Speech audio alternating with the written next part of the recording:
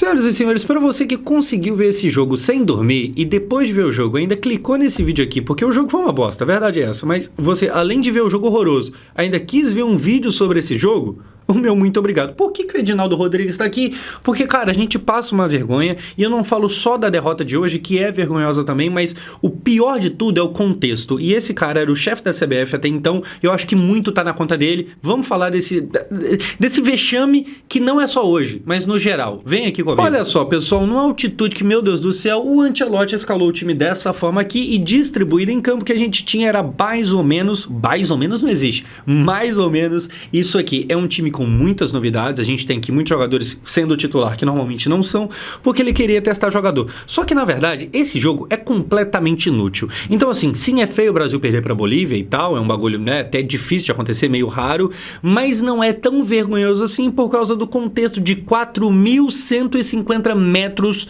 de altitude, que era a realidade que o Brasil pegou lá. A gente tem aqui muita novidade. O que dá pra falar? Nessas últimas coletivas do Ancelotti, ele chegou a falar que ele tem 3 jogadores que ele vê como pilares indiscutíveis, essenciais, jogadores que provavelmente serão titulares na Copa do ano que vem, e desses 3 que ele cita, só um tá, que é o Bruno Guimarães, estava hoje no time titular. Os outros 2 seriam o Casemiro, que beleza, desde que voltou a gente sabe que provavelmente não sai do time, e o Marquinhos, que é capitão toda vez que entrou hoje, pegou a braçadeira. Então, na visão do Ancelotti, esses 3, a não ser que tenham lesões, alguma coisa do tipo, provavelmente serão muito titular na Copa do Mundo, tá ligado? No mais, cara, olhando aqui, eu acho que aqui não dá pra considerar muita coisa. Dos que estão em campo aqui, eu acho que o Alisson também, apesar de não ter sido citado nominalmente, eu acho que já dá pra gente cravar que, a não ser que aconteça alguma coisa, o Alisson será, mais uma vez, um goleiro titular, e a gente vai pra terceira Copa com ele que hoje, no final do jogo, fez uma baita de uma defesa que não adiantou de muita coisa, porque a gente perdeu de 1-0, perderia de 2.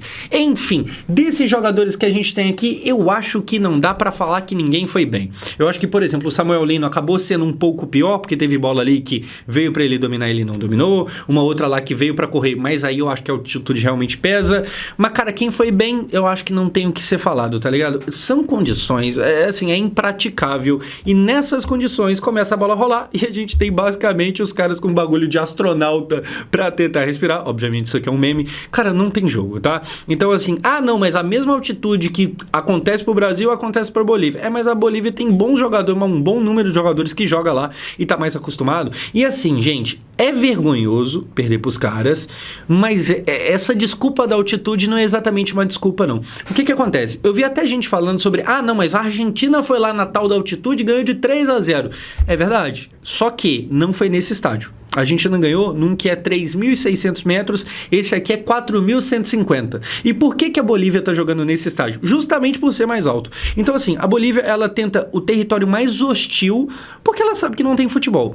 E aí, assim, esse estádio aqui, em El Alto, que é o nome do lugar, a Bolívia não perdeu nenhum jogo até agora. Então, assim, é claro que ela não ganhou todos, igual ganhou do Brasil, mas ninguém venceu ela lá. Gente, é uma condição que realmente não tem como. Esse jogo, ele tinha todo esse cenário, porque pro Brasil não valia nada, para a Bolívia valia tudo, porque a Bolívia precisava ganhar para tentar uma vaga na repescagem, ela conseguiu essa vaga, então tinha tudo para ser uma partida completamente confusa. Se você assistiu achando uma bosta, você assistiu certo, só que assim, se você tá preocupado porque esse jogo foi muito ruim, eu acho que o Brasil não tem chance nenhuma na Copa, aí eu acho que não é por aí não, tá ligado? Eu acho que isso aqui, esse jogo de hoje, ele não expressa muita coisa do trabalho do Ancelotti. Esse jogo, mano, esse aqui é um jogo extra, esse aqui é um jogo que poderia facilmente não existir.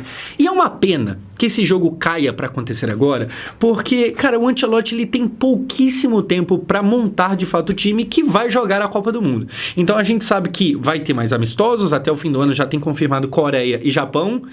Nossa, baita adversário, hein? Agora vai. Enfim, a CBF já falou que vai tentar adversários europeus, mas nada é garantido, porque depende dos caras quererem lá também, tem toda a questão do calendário. Esse jogo de hoje é um jogo completamente descartável, um jogo que não vale de muita coisa, e toda aquela galera que foi colocada ali, que não é titular, mas hoje foi, mano, eu acho que não dá pra falar que ninguém foi bem, porque o Brasil realmente fez uma partida bem mais ou menos, e mais ou menos é até elogio. Enfim, começou mal, depois o que a gente tem é o Alisson defendendo um chute aos 29 minutos, a Bolívia pressionava. Então assim, gente, como eu vinha falando, tá, existia também para eles a altitude. Mas, cara, existe além da altitude para ambos, primeiro, essa questão de boa parte ali está um pouco mais acostumado. É verdade que nem todos, tem jogador da Bolívia que joga na Rússia e tem o Miguelito que fez o gol que joga no Brasil na Série B. Inclusive, se eu não me engano, é a primeira vez que um jogador da Série B do Brasileirão faz um gol na seleção brasileira. Esquisitices do futebol. Enfim, a Bolívia pressionava. Então, a Bolívia, tentava, chutava e não dava facilidade pro Brasil no começo do primeiro tempo, o que é completamente normal, porque a Bolívia, esse jogo valia pra ela. Tá tentando chegar na Copa e a gente tava tentando basicamente sobreviver à altitude, tá ligado? Então, são objetivos diferentes a que a gente tem o Alisson defendendo. Depois, cara, o pênalti do Bruno Guimarães, um pênalti claro, ele completamente sem time ali, ele traça o pé dele na frente do jogador boliviano, e aí bate o Miguelito do América Mineiro, ex-Santos, o pênalti, tá aqui o pênalti, cadê? Ele vai pra bola, o Alisson até certo lado, mas não pega. Pra galera que não gosta dele, é um prato cheio. Enfim, comemora aqui o Miguelito. Gente, essa partida em si tem pouquíssimo a ser falado. Eu acho que até pra criticar é difícil, porque, cara, você via que todo mundo tava errando. Todo mundo estava meio perdido no pagode.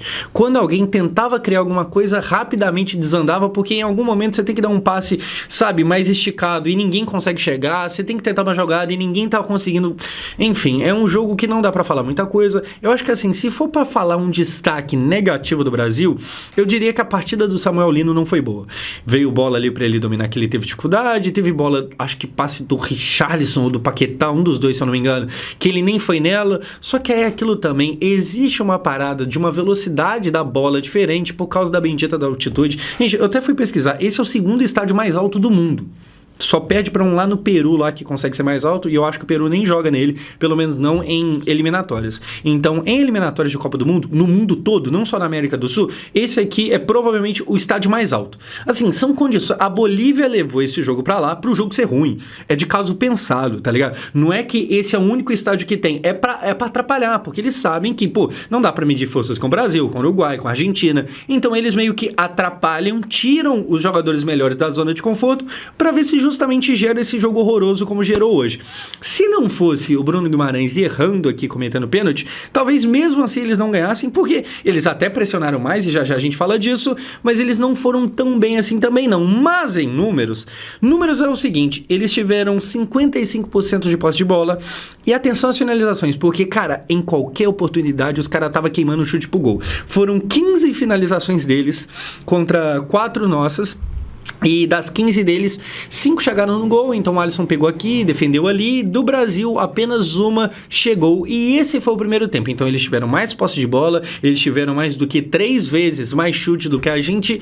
Só que, sinceramente, desconsiderando o gol, eu não lembro ali no primeiro tempo de uma grande defesa do Alisson. Era um jogo pavoroso.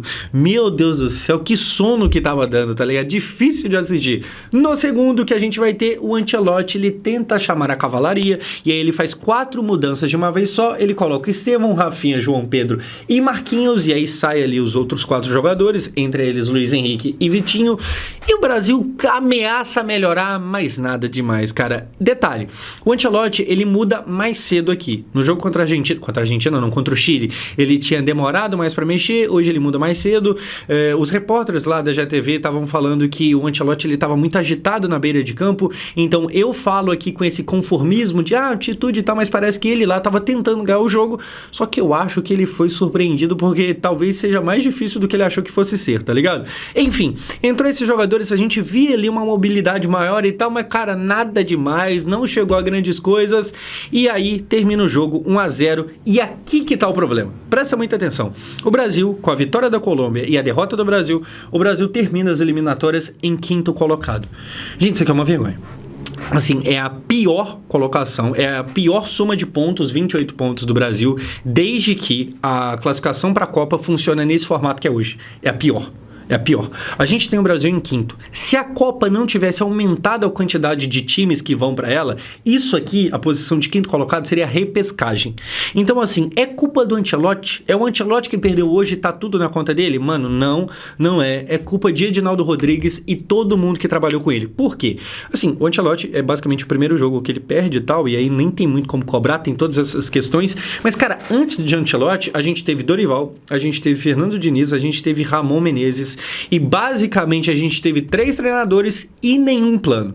O Edinaldo, ele tava fazendo de freestyle a seleção brasileira, a CBF tava completamente mal comandada, a gente tava, mano, sei lá, o técnico da moda no Brasil vai pra seleção, então o Diniz ganhou uma Libertadores, dá uma chance pra ele, o Dorival ganhou uma Copa do Brasil, dá uma chance pra ele. Cara, não tinha planejamento nenhum, a gente tá indo pra Copa com muito pouco tempo do técnico certo, então a gente não sabe se o Ancelotti vai ter esse tempo todo, tá tudo na conta desse mano e de todo mundo que trabalhou com ele. Agora, pra não parecer que isso aqui é só coisa ruim, e meu Deus, esse vídeo já tem mais de 10 minutos, o fato de eu ter conseguido render mais de 10 minutos sobre esse jogo merda merece os parabéns aqui. Mas, o que eu ia falar? Que eu perdi o rumo aqui agora? Um minuto aí. Agora me fugiu. Sim, lembrei. Pra não parecer que tudo tá perdido e tudo é uma bosta, tá ligado? Pra terminar, a gente termina essa data FIFA. Esse jogo é completamente ignorável. Cara, o Samir Chaud, se esse cara aqui era muito ruim, o atual técnico da CBF, técnico não, o atual presidente da CBF, que trocou pra quem não sabe, ele aparentemente é bom. Eu falo aparentemente porque se tratando de presidente da CBF, você tá ligado, né? Mas, cara, ele começa trabalhando bem, então pelo menos de começo a gente tem uma novidade. Esse trabalho aqui eu acho que foi ruim desde sempre, não teve nenhum momento que ele enganou. O Samir, ele começa bem, então talvez essa seja a boa notícia de hoje. No geral, a gente termina numa data FIFA com um jogo, esse aqui não conta, e a gente tem aqui e ali algumas certezas do Ancelotti. Eu fico curioso para a próxima convocação, para ver o que pode vir de novidade e quem que foi convocado nessa, que não voltará a ser convocado. Enfim, é isso. Eu acho que a gente não deveria culpar tanto o Carleto aqui, porque esse jogo é completamente esquecível e descartável. Mas sim, um jogo muito merda. E cara, o Brasil terminar em quinto com só 28 pontos é resultado de todo um trabalho muito mal feito. Muito mal feito. Enfim, é isso. Vejo vocês no mês que vem falando de seleção, porque tem mais uma convocação já no mês que vem. Esses 2 amistosos, Japão e Coreia. Valeu, tamo junto.